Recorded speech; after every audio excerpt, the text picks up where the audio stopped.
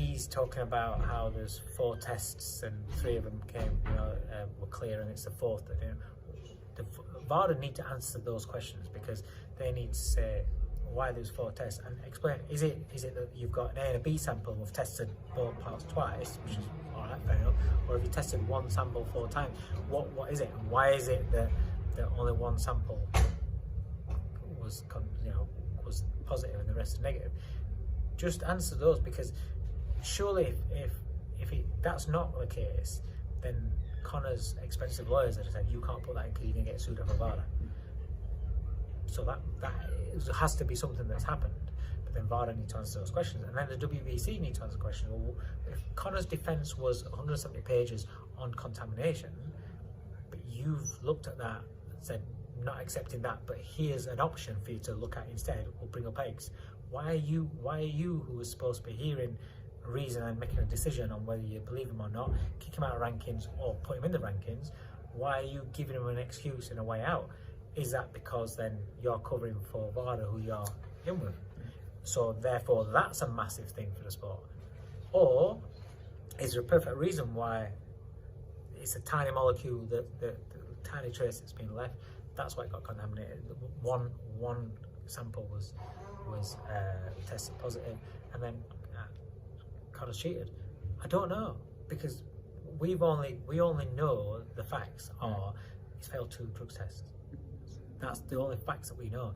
Everything else is kind of like, well, he said this, they've said nothing, WC has said that.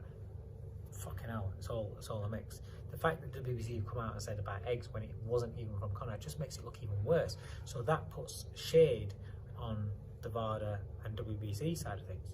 So I just don't know, and I just feel that for the sport, for the fans, for us that are in boxing, for me as a coach that has fighters, and that I've had fighters that are in that WBC clean boxing program, and we should be able to trust that, know what goes off with that, and VADA have got to come out and speak.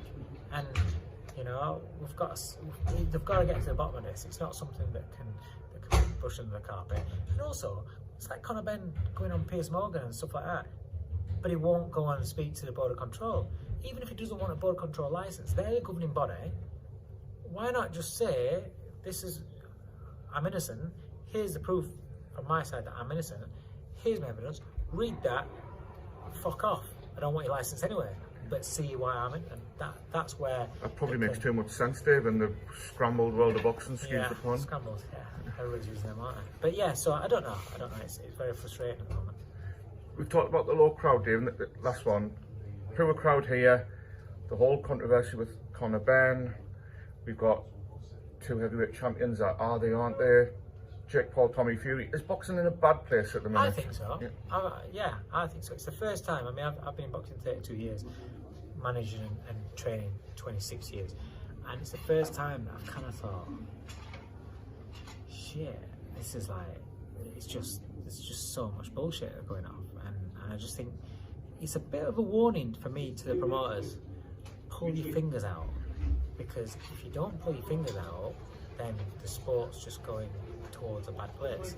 And you've got a responsibility to propel the sport, because you're promoters, so promote the sport, get the fights done. This is why Tank Davis and Ryan Garcia is so huge for the sport, because they're both big draws, and they're getting on. That fight has to happen. It has to happen, but then also that has to set a precedent for other fights to happen. Katie Taylor coming out and calling out Chantal Cameron, fantastic, get it made. Yeah. She said she wants it, Cameron said she wants it, get it made. It's not right, she's not to be made. So all these things need to start happening for the sport, and it needs to be publicised in a more positive aspect, because otherwise people are going to get fed up with it, and the YouTube situation is a big threat. Not a threat, because it's in its own lane, but are people going to be just view boxing more like, well, it's going down WWE route where it's just pantomime, this.